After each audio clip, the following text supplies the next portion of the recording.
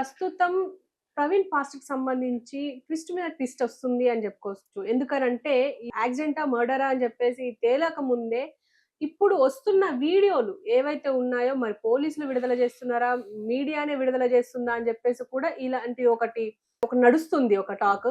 దీంట్లో ముఖ్యంగా ఈరోజు ex MP Harsha Kumar arrest అయ్యారు అని జెప్పేసి ఒక వార్త. ఇంకో పక్క కేఏ పాల్ డైరెక్ట్ ఏపీ హైకోర్ట్‌కెళ్ళి పిల్లేశారు దీనికి సంబంధించి. ఇంకా ఎందుకు పోస్ట్‌మార్టం లేట్ అవుతుంది? ఫోరెన్సిక్ ఎందుకు లేట్ అవుతుంది? అని జెప్పేసి రిపోర్ట్స్ ఎందుకు బయటకి తీయట్లేదు? ప్రభుత్వం కుట్ర ఏమైనా జేస్తుందా? అని జెప్పేసి కూడా మాట్లాడుతున్నారు.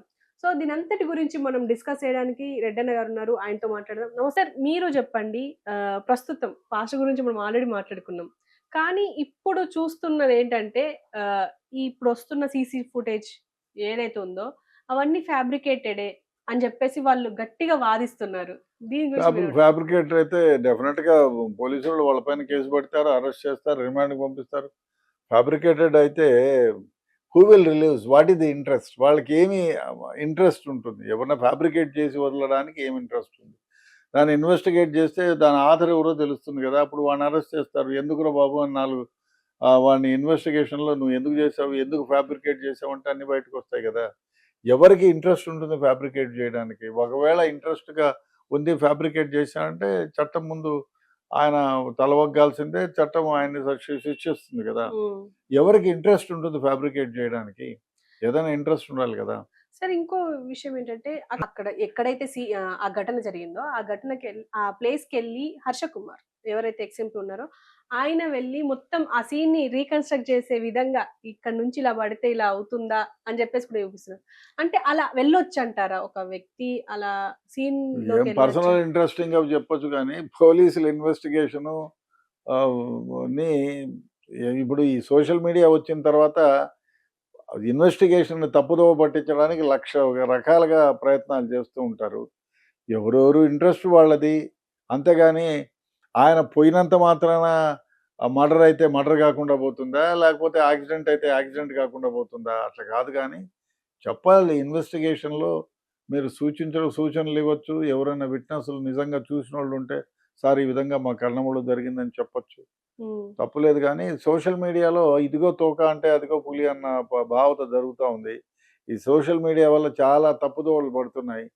అందువల్ల సోషల్ మీడియాలో వచ్చేటువంటి వార్తలు ఈ థంబ్‌నెయిల్స్ పెట్టి లోపల కంటెంట్ ఏమీ ఉండదు. థంబ్‌నెయిల్సే ఉంటాయి. అందువల్ల ఏమైపోతుందంటే 80% ఆఫ్ సోషల్ మీడియాలో వచ్చేటివన్నీ తప్పులు. ఒక్కొక్కళ్ళు నేను ఫేమస్ కావాలని అవి తింటే ఇవైతుంది, ఇవి తింటే అదైతుంది, ఒకవేళ జుట్టొస్తుంది. అది మా ఎప్పుడో టీవీ వాళ్ళు ప్రకటనలు ఇచ్చారు. ఇక్కడ పూసుకోకండి, చేతులకు పూసుకోకండి, చేతులంతా జుట్టొచ్చేస్తుంది అని. హ్మ్. అని వాళ్ళని నమ్మి చాలామంది కొనుక్కొని మోసపోయినోళ్ళున్నారు. ఈ సోషల్ మీడియా వచ్చిన తర్వాత హ్మ్. ఇలాంటివన్నీ జరుగుతున్నాయి. ఆయన హర్షకుమారో ఇంకోళ్ళో చెప్పినంత మాత్రాన అది యాక్సిడెంట్ అయితే యాక్సిడెంట్ కాకుండా పోతుందా? మర్డర్ అయితే మర్డర్ కాకుండా పోతుందా? అట్లా కాదు గానీ, ఎవరైనా డైరెక్ట్ విట్‌నెసెస్ ఉండి, అది విట్‌నెసెస్ కరెక్ట్‌గా చెప్పి ఉంటే సరే. ఆయన హైదరాబాద్‌లో వారింటి నుంచి ఇన్ని గంటలకు బయలుదేరారు. హ్మ్. బయలుదేరిన తర్వాత వాళ్ళ ఇంట్లో నుంచి బయలుదేరిన దగ్గర నుంచి ఈ will be covered under CC footages ఉన్నాయి. కెమెరాస్ ఉన్నాయి.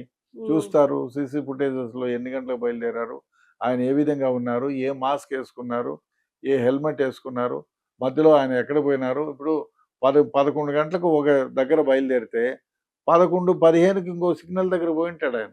సో, హ్మ్. 2 సిగ్నల్‌లో, 3 సిగ్నల్‌లో, 4 సిగ్నల్‌లో వరుసగా చూస్తే ఆయన వేషధారణ ఏమిటి? ఆయన వెహికల్ ఏమిటి? ఆయన ఏ విధంగా తోలుతున్నాడు? మధ్యలోన ఆపి ఎక్కడైనా చాక్లెట్‌లు కొనుక్కున్నాడా? బిస్కెట్‌లు కొనుక్కున్నాడా? లేకపోతే వాటర్ బాటిల్ కొనుక్కున్నాడా? లేకపోతే బ్రాందీ కొనుక్కున్నాడా? అవన్నీ ఉంటాయి గదా! అవును. ఉంటే అవన్నీ విశ్లేషిస్తారు. కాబట్టి అదేదైనా ఉంటే డెఫినిట్‌గా ఇన్వెస్టిగేషన్‌లో బయటపడతాయి. మనం చెప్పినంత మాత్రాన ఇన్వెస్టిగేషన్ ఇప్పుడు ఆయన దగ్గర ఫోన్ ఒకటుంది. ఆ అవును. ఫోన్‌ని గూడా విశ్లేషిస్తారు. ఇప్పుడు ఫోన్‌లో ఎక్కడెక్కడ బోయినారు? అక్కడి నుంచి మధ్యలోకి ఎక్కడైనా బోయినారా? అక్కడి నుంచి పోయి మధ్యలో నుంచి కాకుండా ఏదైనా హోటల్ దగ్గరికెళ్లారా? అక్కడ హోటల్‌లో ఎంతసేపు ఉన్నారు? అవన్నీ తెలిసిపోతాయి గదా!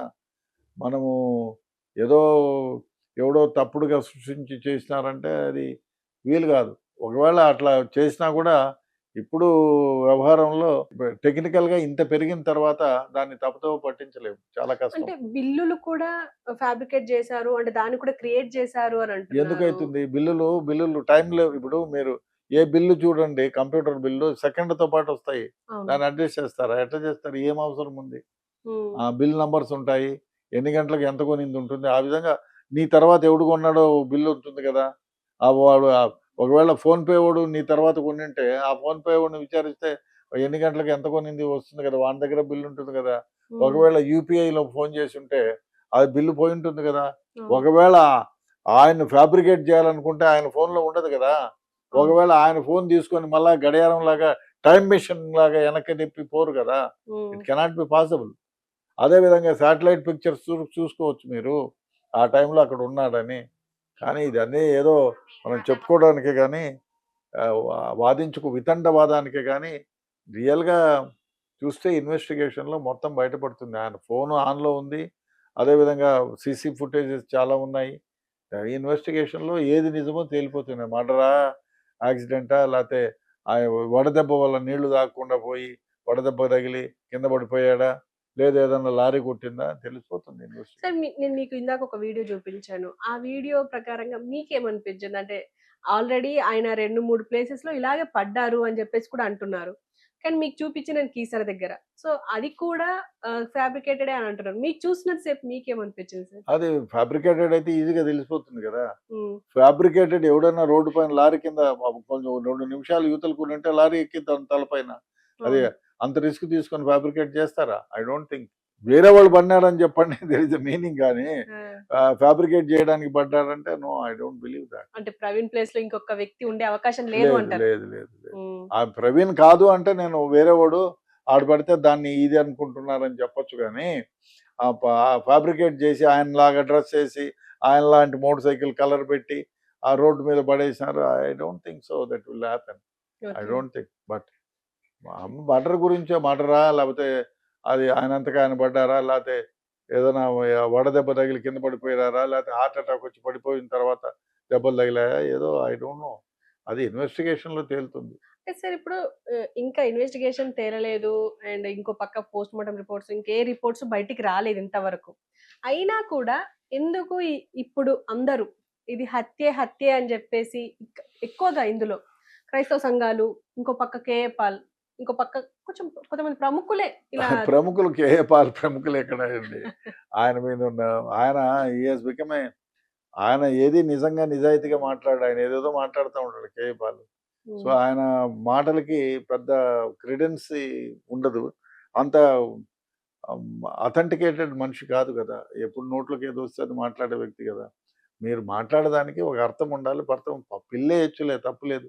మీరు నిజం ఇది అన్యాయం జరిగింది ఎట్లా అంటే భారతదేశంలో చట్టాలున్నాయి. కోర్టులున్నాయి. కోర్టులను ఆశ్రయించడంలో తప్పు లేదు. ఆయన అదే ప్రకారంగా ఆశ్రయించుంటాడు. దానిదేముంది దాంట్లో. హ్మ్. అదేం లేదు. అంటే ఈ కేస్ అంటే ఈ పిల్లేసారు ఓకే. ఆ కేస్ నిలబడుతుందంటారా? ఏ కేసు? ఇప్పుడు ఈయనేసిన పిల్ ఏదైతే ఉందో దాన్ని ముందుకెళ్ళే అవకాశం మన ఉందంటారా? మన దగ్గర కోర్టులున్నాయి. కోర్టులలో ఈ వ్యవహారం ఏంటా అని చూస్తారు. వాళ్ళు ఆ పోలీస్ ఆఫీసర్‌లను పిలిపిస్తారు. కోర్ట్‌లో విచారిస్తారు. అది ఎవరిది తప్పైతే వాళ్ళని మందలిస్తారు. ఒకవేళ తప్పయిందంటే వాళ్ళ పైన కేసు కూడా పెట్టి అరెస్ట్ చేస్తారు. హ్మ్. లేదు ఈయనదే తప్పైతే మందలించి ఇంకోసారి ఇట్లాంటివి వేసినావంటే ఇది తప్పు నువ్వు అనవసరంగా వేసి కోర్టు సమయాన్ని వృధా చేస్తున్నావని చెప్పి మందలించొచ్చు. పెనాల్టీ వేయొచ్చు. జైలు శిక్ష కూడా వేయొచ్చు. హ్మ్. చెప్పలేం. అంటే ఇప్పుడు ఈ క్రైస్తవ సంఘాలన్నీ ఎందుకు ఇంత అంటే ఇంట్రెస్ట్ చూపిస్తున్నాయనంటారు? అంటే ఇది ఇంతవరకు మనకేది తేలలేదు. తేలకపోయినప్పటికీ నిరసనలనో, లేకపోతే సోషల్ మీడియా వేదికగానో ఏదో ఒక విధంగా మాట్లాడుతున్నారు. ఇది హత్యే, హత్యే, హత్య అని. ఎందుకు? అంటే ఒక పని ఇది అవును, అవును అంటే అవును, కాదు అనకుండా ఉంటలేం గదా! అని జెప్పేసి అట్లా ఏమన్నా అది ఏం ట్రై కాదండి. జేస్తున్నారంటారా? ఒకటేమిటంటే ఇప్పుడు సోషల్ మీడియాలో ఒకటి కొంచెం ఇంట్రెస్టెడ్‌గా లేదు మా మతానికి సంబంధించిన వ్యక్తి, ప్రముఖమైన వ్యక్తి ఏదో చనిపోయాడు కాబట్టి మేము ఏదో విధంగా మాట్లాడాలనే విషయంతో ముందుకొచ్చుంటారు. లేదు ఇంత మంచి వ్యక్తి ఇంత తొందరగా చనిపోయాడు కాబట్టి ఇది హత్య అయి ఉండొచ్చునేమో. ఇంత క్రితం ఆ విధంగా మాట్లాడాడు అని మాట్లాడితే తప్పేముంది అని చెప్పి మాట్లాడిండవచ్చు గానీ, నిజాయితీలుగా నిజంగా తెలుసుకోవాలనేటువంటి వాళ్ళు ఇట్లా మాట్లాడాల్సిన అవసరం లే. ఇన్వెస్టిగేషన్‌లో ఏం జరుగుతోంది? ఒకవేళ తప్పుగా ఇన్వెస్టిగేషన్ జరుగుంటే హైకోర్టును ఆశ్రయించవచ్చు, సుప్రీంకోర్టును ఆశ్రయించవచ్చు. లేదు పోలీసు వాళ్ళు